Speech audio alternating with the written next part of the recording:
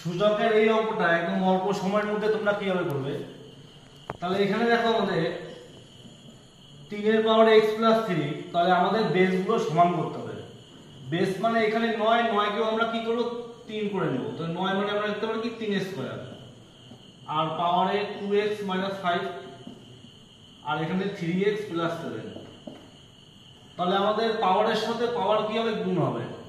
তাহলে আমরা লিখতে পারি কি x এর পাওয়ারে 3 গুণ, তাহলে পাওয়ারের সাথে পাওয়ার যদি গুণ করি তাহলে 2 দুগুণই হবে কত 4, 4x মাইনাস 2 এর সাথে 5 গুণ করলে আমাদের হবে 10, 3x 7।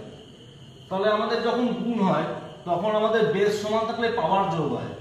তাহলে পাওয়ারে আমাদের x 3 আর 4x 10, তাহলে আমাদের x আর 4x যদি যোগ করি তাহলে আমাদের কি হবে 5x, আর এখানে 3 আর -10, তাহলে এটা করলে আমাদের হচ্ছে -7, আর সমান সমান 3x 7।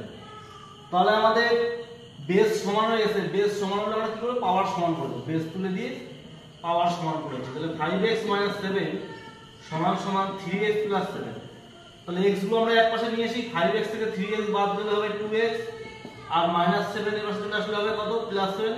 তাহলে যোগ হয়ে আমাদের হচ্ছে 14, তার মানে x এর মান হচ্ছে আমাদের 7। তাহলে দ্বিতীয় অঙ্কটা তোমরা কমেন্ট করে বলো কত উত্তর হবে।